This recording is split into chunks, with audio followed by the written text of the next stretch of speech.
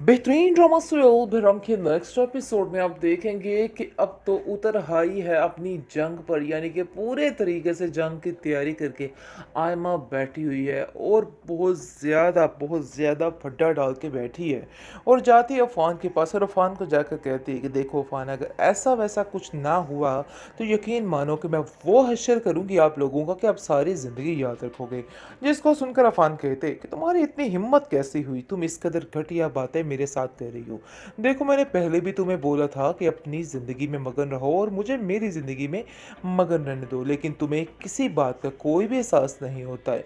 मुझे तो हैरानगी होती है कि आखिर तुम किस मट्टी की बनी हुई हो। जिसको सुनकर वो कहती है शायद तुम ये नहीं जानती हो कि सब घर वालों ने क्या फैसला किया है, और वैसे भी तुम्हें अपने दिमाग से इस ऐनी को निकालना होगा, क्योंकि मैं बिल्कुल पसंद नहीं करूँगी कि यानी तुम्हारी ज़िंदगी में आए कुछ ऐसा मसला हो। आगे से आप देखेंगे वो कहता है कि तुम इस बात पर बेफ़िक्र हो जाओ। तुम्हें ये बातों की टेंशन लेने की कोई भी ज़रूरत नहीं है, क्योंकि ये सारी बातें उसे मजबूर कर रही हैं कि वो एनी को अपना ले। लेकिन उसका ऐसा वैसा तो कोई दिल नहीं, लेकिन बातों से तंग आकर वो ये फ़ैसला कर ही देगा। खैर आप देखेंगे कि एनी कहती है देखो आइमा, मुझे तुम्हारी इन बातों में कोई भी इंटरेस्ट नहीं है। मैं आप लोगों की किसी बात में कोई भी दखल अंदाजी नहीं करना चाहती हूँ। पता नहीं क्यों आप लोग मेरे दुश्मन बने फिरते हो। हालांकि मुझे ऐसी कोई भी इंटरेस्ट नहीं आप लोगों में। हाँ, मैं चाहती हूँ कि सिद्रा इस घर में आए, क्योंकि वो उससे बहुत प्यार करती है और अफान भी उससे बेहद प्यार करता है। वैसे भी अगर तुम ये चाहती हो और सब घर वाले चाहते हैं तो मुझे इस बात से क्या एतराज़ हो सकता है। तुम फिक्र मत करो, ऐसा मेरे दरमियान कुछ भी नहीं होने वाला। दूसरी तरफ एमल जो है वो कहती है कि देखो यानी तुम्हें अब ये बात तो बहुत बुरी लग रही होगी। आगे से एनी कहती है कि आखिर तुम किस बात की बात कर रही हो। वो कहती है कि अफान की शादी तय जा होने जा रही है आयमा के साथ। ये बात तुम्हें बिल्कुल भी हजम नहीं हो पा रही होगी। दुर्दाना भी काफ़ी खुश है और कहती है कि मेरी बेटी अब इस घर में कदम जमा लेगी और देख लेना एनी तुम कैसे तुम्हें दिक्के देकर इस घर से बाहर निकाल दिया जाएगा। जिसको सुनकर वो कहती है खैर अब तो ये गलती अब मत कीजिएगा, क्योंकि आप लोगों ने पहले एक दफ़ा ये गलती कर दी है। दोबारा ये गलती करने की कोशिश की तो मुझसे बुरा कोई भी नहीं होने वाला।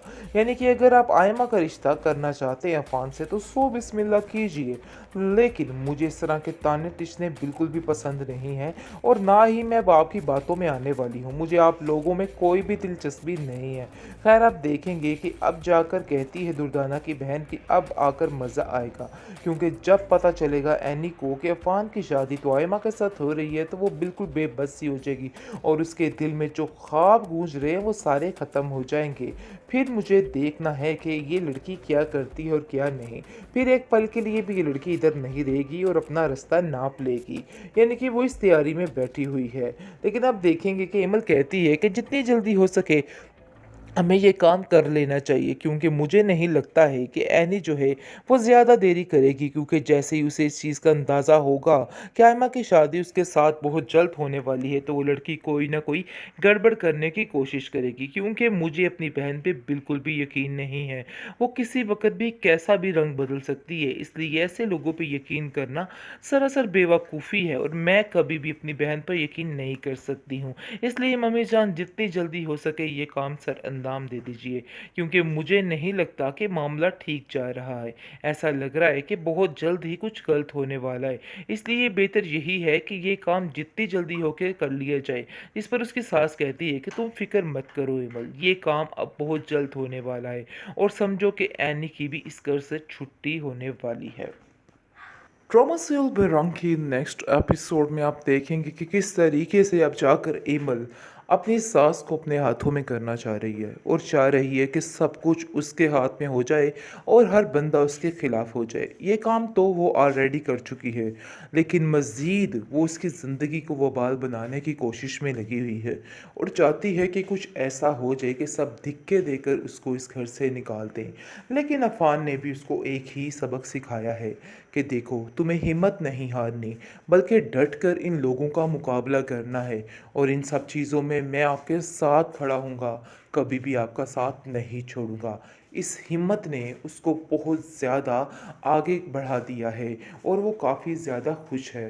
लेकिन उसकी माँ कहती है कि तुम ये कभी भी मत सोचना कि इन सब बातों में हम लोग पीछे हो जाएंगे, ऐसा कभी भी नहीं होगा। तुम हमेशा हमें अपने साथ पाओगी। मैं तुम्हारा साथ देने के लिए हमेशा तैयार हूँ और हेमंत को तो मैं कभी भी माफ़ नहीं करूँगी, क्योंकि हेमंत ने जो कुछ किया है बहुत ही गलत किया है। आखिर कैसे तुम्हारे साथ वो ये सब कुछ कर सकती है और अपने घर वालों को तुम्हारे खिलाफ कर सकती है? सिर्फ एक लालच की खातिर उसने अपना ईमान ख़राब कर लिया। काश उसे इस चीज़ की समझ आ जाती और इन सब चीज़ों पर वो ठीक हो जाती, लेकिन मुझे यकीन ही नहीं आ रहा कि वो मेरी बेटी है। दूसरी तरफ आप देखेंगे कि शहरयार कहता है अपनी माँ से कि मुझे लगता है कि अफ़ान कोई और गेम चलना चाह रहा है, और आपकी बातें 100% ठीक हैं, कोई भी गलत बात नहीं की आपने, और ये सिर्फ़ और सिर्फ सारा पैसा हथियाने की कोशिश कर रहा है, जिसकी वजह से वो एनी के आगे पीछे घूमता रहता है। मुझे तो इसकी नीयत में फतूर लगता है। जिसको सुनकर वो कहती है, हाँ ये हकीकत है, मुझे एमल ने भी यही कहा है और एमल का भी यही नज़रिया है, और एमल बिल्कुल दुरुस्त कह रही है। उसकी किसी बात में कोई भी खोट, कोई भी झूठ नहीं है। मुझे अब उसका यकीन आ चुका है। पहले आयमा की माँ जैसे ही उसके साथ ये बातें करती थी वो उस पर गुस्सा करती थी, लेकिन अब जो है एमल की सास इस बात पर यकीन करने लग गई है और कहती है कि वाकई तुम बिल्कुल ठीक कहती हो दुर्दाना, मुझे इन लोगों से बचकर ही रहना चाहिए और जितनी जल्दी हो सके फ़ैसला कर लेना चाहिए, क्योंकि अगर मैंने अभी कुछ ना किया तो बहुत ज़्यादा मसला हो सकता है, बहुत ज़्यादा देरी हो सकती है। लेकिन यकीन मानो अब मेरा इरादा है कि मैं जितनी जल्दी हो सके इन सब चीज़ों को सँभाल लूँ और सारा काम ख़त्म कर दूँ। जिसको सुनकर वो कहती है, मैं तो आपको पहले ही ये समझाने की कोशिश कर रही थी कि हमें जितनी जल्दी हो सके इस मामलात को तय कर लेना चाहिए, क्योंकि जितनी हम देर करेंगे उतना ही मसला बढ़ता जाएगा। इन सब चीज़ों को लेकर अब बहुत ज़्यादा परेशान हो चुकी है शहरयार की माँ, और कहती है कि बस अब ये काम मैं जल्द ही करती हूँ, ताकि जो अफ़ान है वो भी अपनी आई पर आ जाए, यानी कि अपने आपे में रहे। वो जो सोच रहा है ऐसा कुछ भी नहीं हो सकता है। लेकिन आप देखेंगे कि एमल काफ़ी परेशान है, क्योंकि वो आयमा क्या किसी को भी अपने ऊपर तरजीह नहीं दे सकती, अपने ऊपर नहीं देख सकती। वो जैसे ही देखती है उमर को एनी के पास, तो उसको मज़ीद तकलीफ़ होती रहती है और वो बहुत ज़्यादा गड़बड़ करने की कोशिश कर रही है और अभी भी उसकी जान नहीं छोड़ रही है। जिस पर आप देखेंगे कि एमल की माँ जो है वो उसको समझाती है कि तुम क्यों ऐसा कर रही हो, क्यों अपनी सगी बहन की दुश्मन बनी फिरती हो। मुझे तो कुछ समझ नहीं आ रही कि आखिर तुम क्या चाहती हो और क्या नहीं चाहती। काश तुम इस बात को समझ जाओ कि वो तुम्हारी छोटी बहन है और तुम्हें उसका ख्याल रखना है, लेकिन एकदम से अचानक तुम्हारे अंदर ये तब्दीली किस तरीके से आ गई। यकीन मानो मुझे हैरानगी होती है कि आखिर तुम कैसे इतनी जल्दी बदल चुकी हो।